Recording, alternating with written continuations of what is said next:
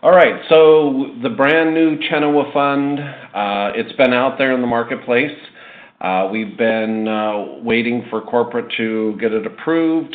The nice thing about it is it's a pretty simple down payment assistance program. It is a affordable home program that was created. The opportunities here that it's a 30-year fixed FHA mortgage. And dependent upon where they qualify, it's either a forgivable or a repayable second mortgage. So it provides for a little or no down payment requirements.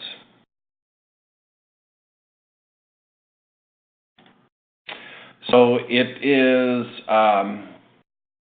you have to, in order to use this program, you have to use it in conjunction with the first and the second. I put up the product codes just so that you can see them. Everything that I'm pulling from is in the credit policy, but we want to look at it just so to make sure that you're online with it.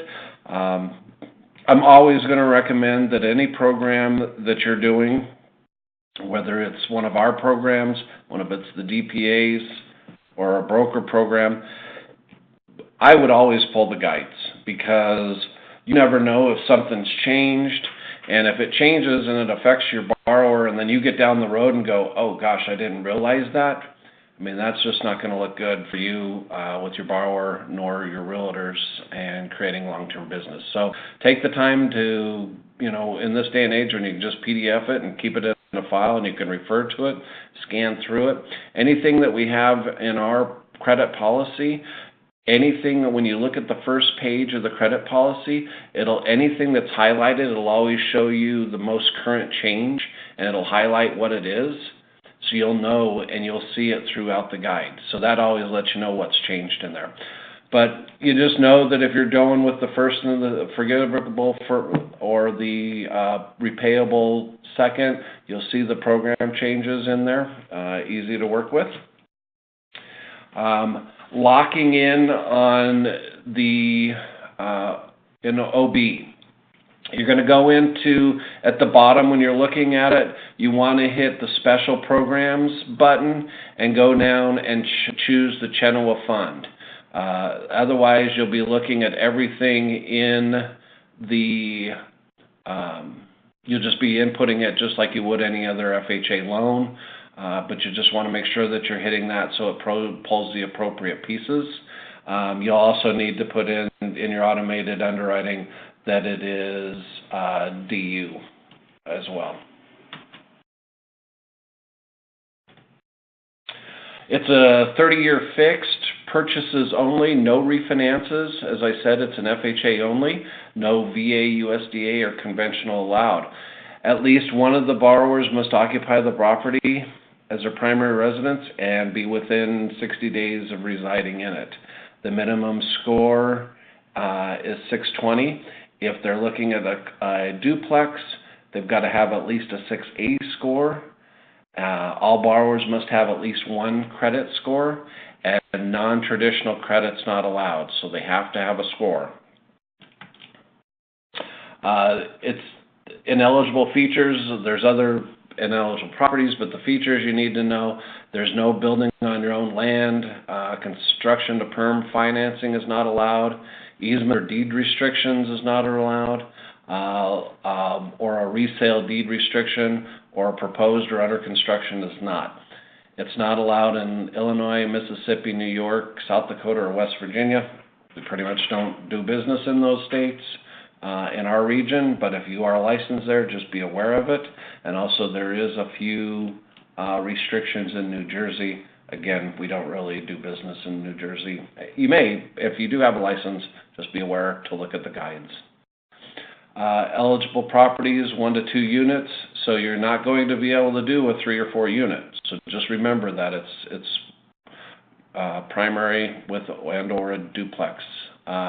They can do a condominium, but it has to be FHA approved.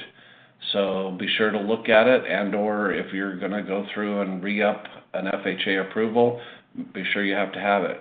Modular and prefabbed homes are allowed.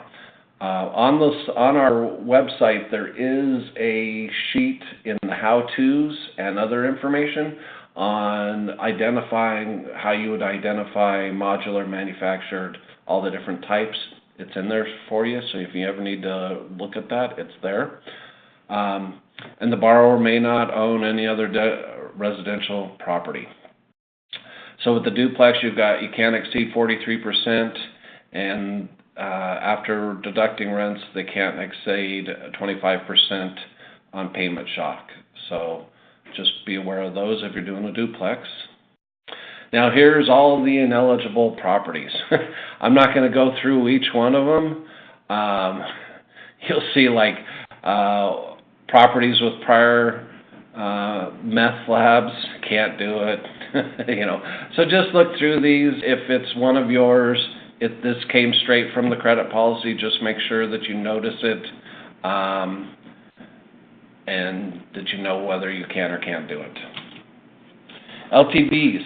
So one of the things it says is it's a minimum of an LTV of 90%. So what that's saying is you can go higher than it, you just can't go below the 90%. And the reason for that is a loan that's 90% or less, the MIP drops off after 11 years. They want to make sure that they have mortgage insurance on it, the life of loan, which normal FHA loans do unless you drop to 90% or less. You can utilize other forms of down payment assistance in conjunction with this. If you can find a secondary source that'll take a third position or fourth position, you could use it, but the Chenoa lien must be in the second position. So that's why you could theoretically go lower. If the borrower was going to put some money in and you were going to use the funds, you can go all the way down to a 90%. The DTI, you fit 43 again on a duplex. You can go up to a 50% if any borrower is a first-time borrower. Otherwise, you would follow the approved total scorecard. If DU allows you to go higher on it, so be it. You've got to have that AUS approval. While it says in the credit guides that you can go DU and LPR acceptable, in our region we are DU only for FHA, and that's always our stance. And remember that the total scorecard by FHA would be the same outcome whether you did LP or DU. And let's face it, there's a lot of times that LP is a little more tricky to get in properly, and DU, runs pretty well. So that's why we have FHA on DU only. Manual underwrites. There's only a few reasons that you would allow for a manual underwrite. It would have to have an approve accept under normal situations, and the reason that they would is that if it was referred to a Chapter 7 after the 2 years and reestablished credit, but the scorecard wasn't reading, and then if it's a refer with a Chapter 13, not discharged, there's reasons that you would allow for that. Manual underwriting, an underwriter can't just automatically choose to, it can't be on a preference that they go, well, I think that this loan could work if we manually underwrite it. It has to have, there's reasons that if the AUS cannot identify pieces, let's say they have a mortgage that's not showing on the credit report, they have $1,000 or more collectively disputed derogatory accounts, things of that nature that are the standard FHA reasons, which are noted in the 4000.1 HUD handbook. So for the most part, you're going to fall under the approved eligible. If you have these circumstances, you'll fall in and potentially can have a manual underwrite, but it's not just a preference point. The first mortgage is done by CBC Mortgage Agency. It'll be purchased by them, and the second is the ChenoaFund secondary financing. Non-occupant co-borrowers, the reason I have this on there, are allowed, but when it comes to the income limits, they're going to use the occupying borrower for the income limit. So you're not going to combine both of them to see if they fit within the guides.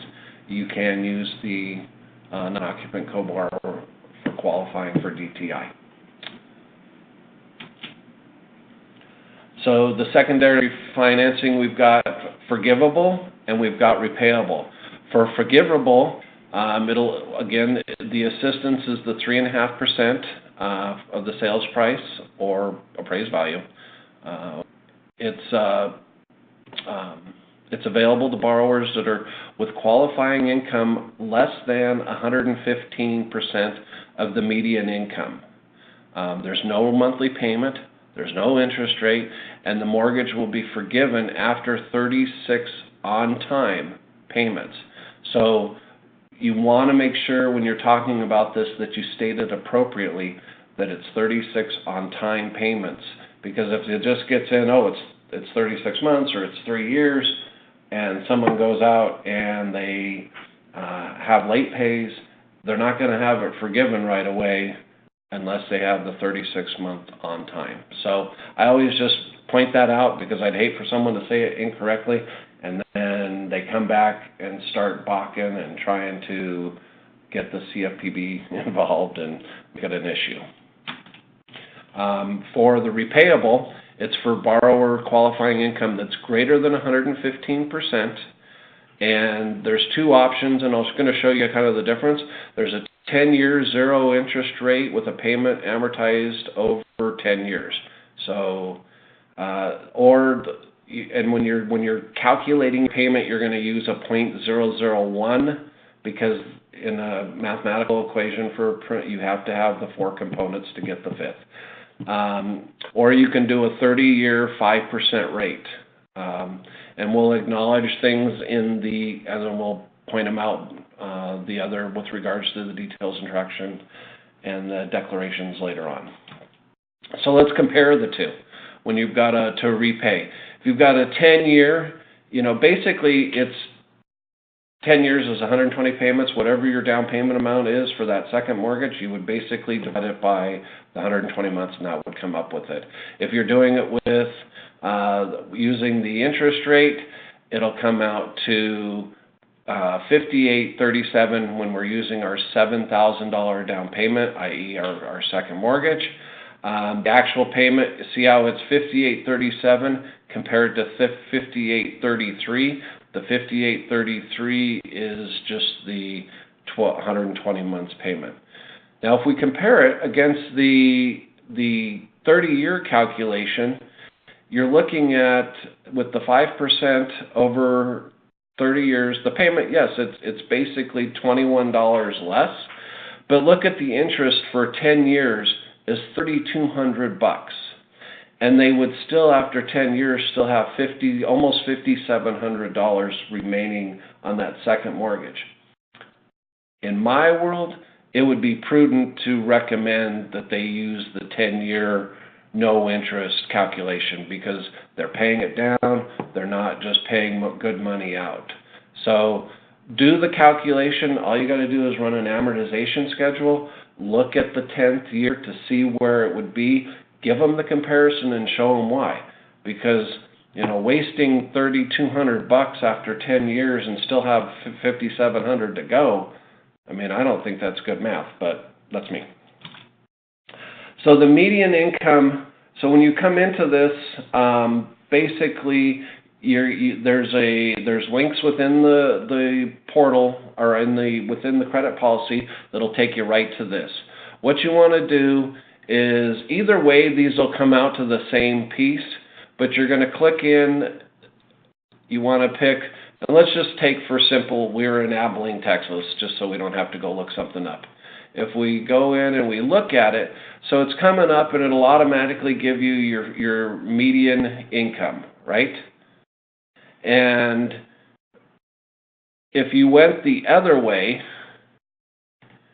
if you looked at the other button, it'll also show you, and what it does is it it shows you all the different calculations of how they come up to that median income. They're taking all the different pieces, and when you went down to the bottom, you would see the number, but they round it down always, and we come up with the same number. So when you're looking at this, in Abilene, the median is 56,100. Now, what you would do is you can multiply that by 1.15%, and it will give you it will give you the median income now at 115%. You could also divide it by 115 and then hit the percentage button, and it'll give you the same number. But 1.15, take your income, 1.15 multiply, and that's your number. And so you're either above or below that number and you'll know whether it's forgivable or repayable. Non-occupant co-borrowers and co-signers, they're permitted. All borrowers must sign the note and the deed of trust. Non-occupants must be U.S. citizens. They must be a family member, and they must not be the seller of the property.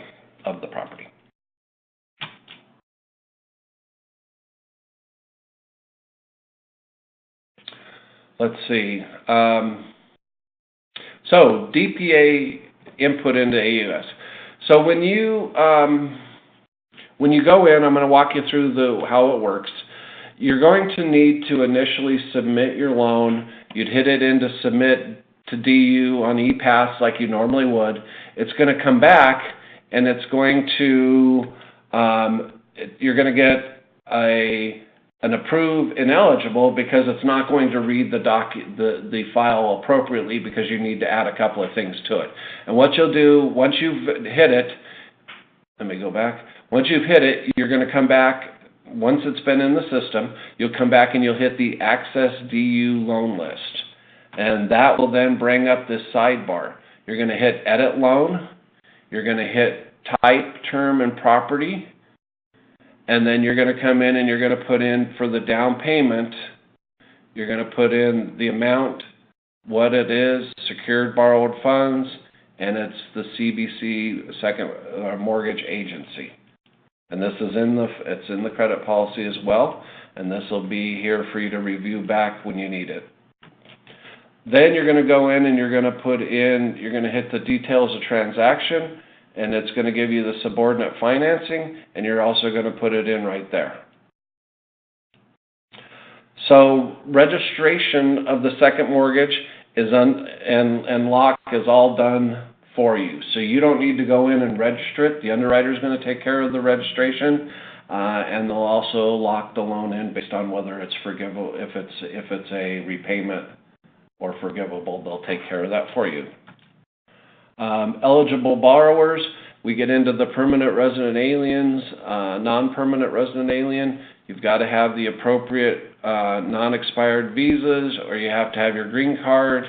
You have to have a valid SS number on non-permanent.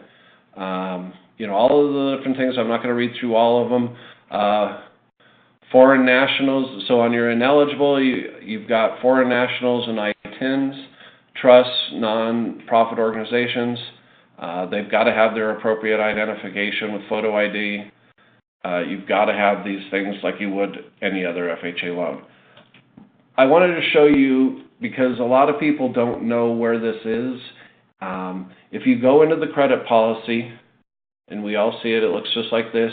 You go into Section 3, Borrower Eligibility, and then you hit that Borrower Eligibility Guide. On page 7 is where it starts, but it talks about all of the different what visas, every different piece that we accept. This is where you would find it. So when you're looking for that, this is where this is. So you can always refer back when you can't remember which visa types we allow, what do we don't do or don't. Here it is right here for you. So just make sure that you just know to use that credit policy. You can get through it from the portal as well.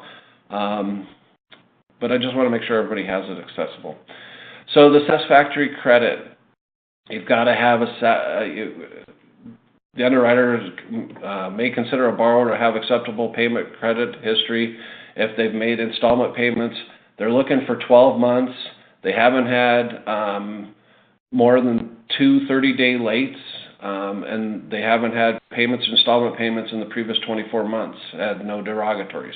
So it's typical, FHA guides there.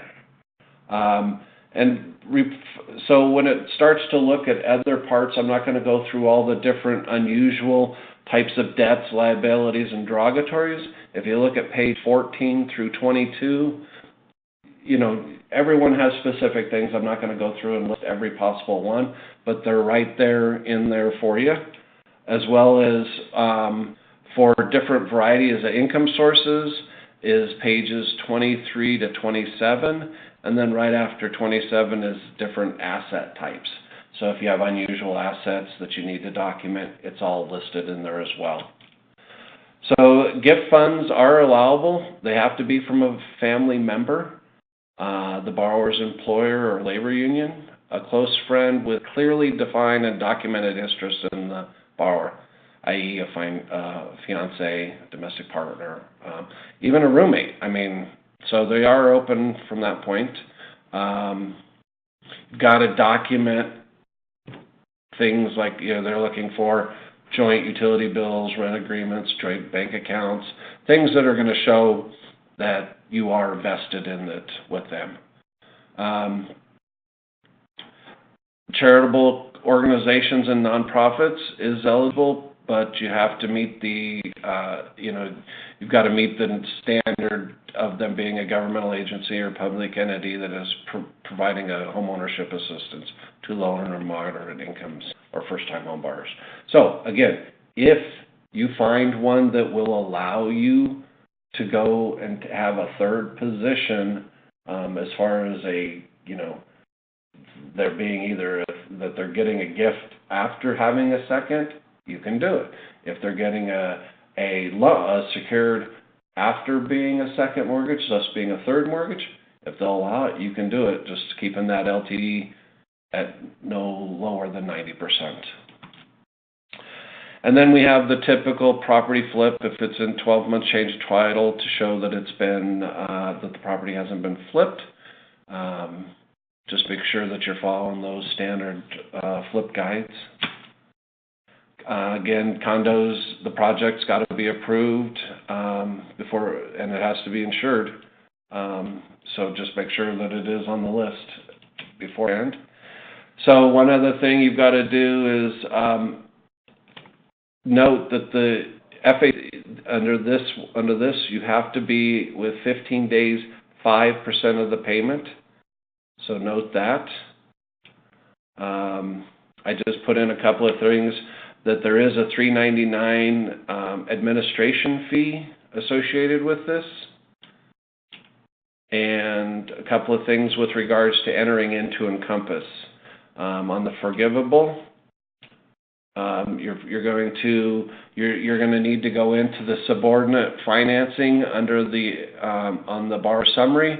You hit the button and you're going to put in the second mortgage listed in there. You'll go into page 1 of the 1003 and your source of down payment. You're going to hit secured borrowed funds, and you should put in the ChenoaFund in there so that it's noted. On page 3, you're going to come in and you're going to make sure that this $7,000 is listed in the details of transaction. And also you're going to need to make sure that in the declarations in letter F is any part of the down payment borrowed. You need to put yes. On the second page of the LE, adjustments to credits, you would hit the pencil right there. It'll open up. You hit the non-UCD, and you're going to put in ChenoaFund with the $7,000 there.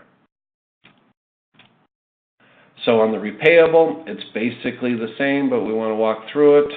You're going to go through the borrower summary. You're going to make sure that you hit the subordinate financing, putting in the $7,000, the secured borrower funds on page 1, the 7,000 in the details, as well as yes on the declarations.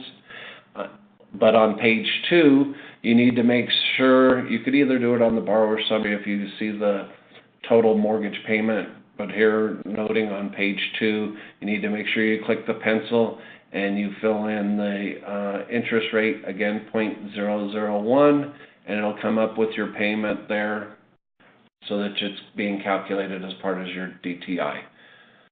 On the loan, again, you'll click the page 2 of the loan estimate, filling in, hitting the non-UCD and putting it in there. And then title insurance is not required for the second mortgage. And that if all loan conditions will not be cleared by the lock expiration, your lock will automatically roll at a cost of 1.175 per 7 days. That's 0.025 per day until the loan status is cleared for purchase. So you want to make sure that you're locking based on appropriate closing dates and giving yourself the leeway to make it happen. That's the end of the show for us. I've got a couple of questions here.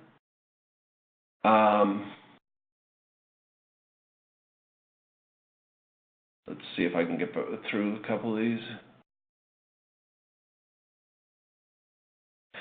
The PowerPoint will be available on the portal. I'll have the PowerPoint as well as this video will be up there, so you can refer to both. All of the information from it is in the credit policy, though, so just note that it's there. So on the, let's go back. I'm going to answer a question with regards borrower to non-occupant co-borrowers.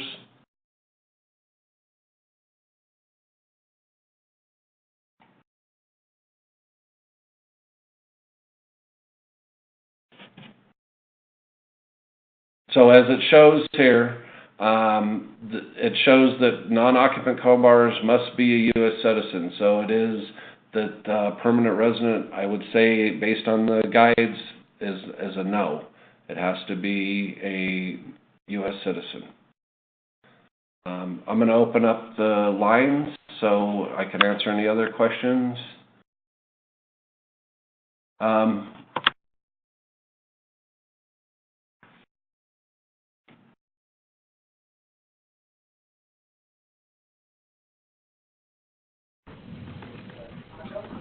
So I have one, is the DPA profitable for the company? Well, it is an FHA. FHAs do make money. I don't know what the spread is for the company, but the company chose to go this way. I don't know if they're going to, what their future motivations are with it, but this program seems to be kind of the wave right now, so they wanted to get it available for it and make sure that you guys had it to use out there. And for the most part, it's usable across the country, which is nice. So you have one set of rules for a DPA rather than numerous ones all over the place. I'll just send you questions. Is there a class? So there is nothing within the guides that talk about any type of borrower education.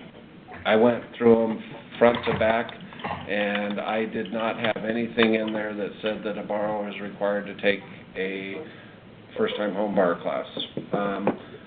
My recommendation, when someone's getting into this type of program, I would recommend it to them. I think that having a good knowledge of what you're expected, because typically when you got a borrower this, they're going to typically be tight on the payments, and a lot of them. I'm going to shut this off for a second. There we go. A lot of people are living paycheck to paycheck, and while, yes, they make their rent, but they need to make sure that, because typically their payment's going to go up a little bit, and that they're, so it's just good business to recommend it. If it's forgivable after 36 payments, what difference does it make if you do a 10 or 30 year? If it's a forgivable, there's two different types. You have the forgivable. Okay, so let's just recap this. You have forgivable financing, which meant that their income was less than 115% of, bear with me. The forgivable is 115%. It's less than 115% of the median income. So it would just be, they wouldn't have a payment if it's a forgivable. However, they have to make their first mortgage on time for 36 payments on time for it to be forgiven. If it's repayable, then they're greater than 115% of the median income, and then they could choose either the 10-year or the 30-year. And that's why I did the math to show you the difference between the 10 and 30 on the repayable second mortgage choice, because they were greater than 115%. I know, it's a great, I mean, it's, once you run the numbers, once you know where they're going to buy, you see what their median is, you see where they're going to fit. If they're below or above, you know right where to go. So you will not charge any second mortgage fees for it, but on the other side, you would want to obviously talk to your managers, but we did not have anything in there that said anything else with regards to processing and underwriting fees. I would expect that they would be the same. So I would verify, because all areas are different, so I'm not going to say any amounts, but just discuss it with your management. But it should be business as normal on the first mortgage as far as fees. The second mortgages, with what it said, is that you have the right to charge the appropriate, if we choose to do a doc prep fee, I'm not going to say we do, and or recording fees for the second mortgage. That's all it says that it's allowed, other than the administration fee that we discussed in there that you'd add to it. So,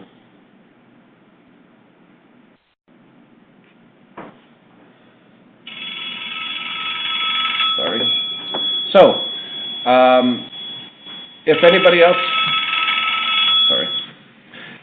else has any questions, we'll go through it. Otherwise, you can reach out to the Blue Crew for specific questions. Ebony, I'm not sure what your question is. Why don't we talk offline on that, and I'll make sure that I'm getting that for you.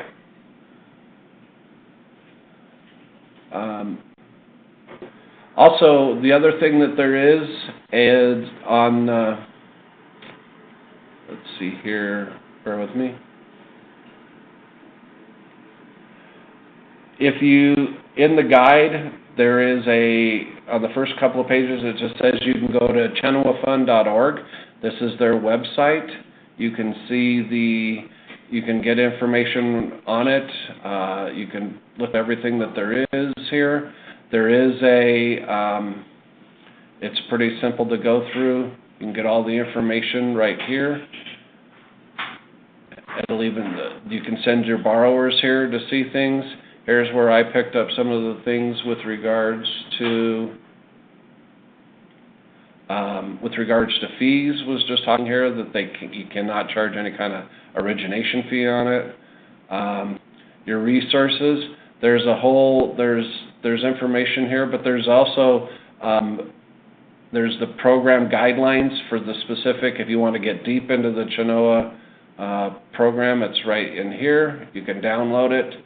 It's about 75 pages instead of ours, which is like 40 pages. So that's what everything on our credit policy is pulled from their program guides, but I would recommend taking a look at it. And this, again, is at the ChenoaFund.org is the website, and it's in the credit policy as well. Okay, I'm going to open it one more time, see if there's any. Does anybody else have any questions they want to ask right now, or if not, you can reach out to the Blue. We're getting asked a reverb, so. There was a question that you didn't ask. What happens if they miss a payment in the 36 months? I'm reading it just the way it is. I'm going to say that they have the right to say you have to have 36 months of continuously made payments to be forgivable. And then if you miss one, it's So, not. Okay. Makes sense. Yeah, so, I mean, I would very much stress to the client that they need to make sure that they're making their payments on time to enjoy that forgivable second. Alrighty, guys. Well, again, you can reach out to the Blue Crew and if you have any questions, but it's pretty straightforward. It's just making sure you're checking out the forgivable or repayment second and, you know, following where you need to input it into Encompass. Otherwise, man, I'd get out there. This is a great DPA to have. So, yeah. I appreciate everybody's time. And I'll be doing this at 2 o'clock again as well, so if anybody wanted to come back through and if they missed something, it'll be going again.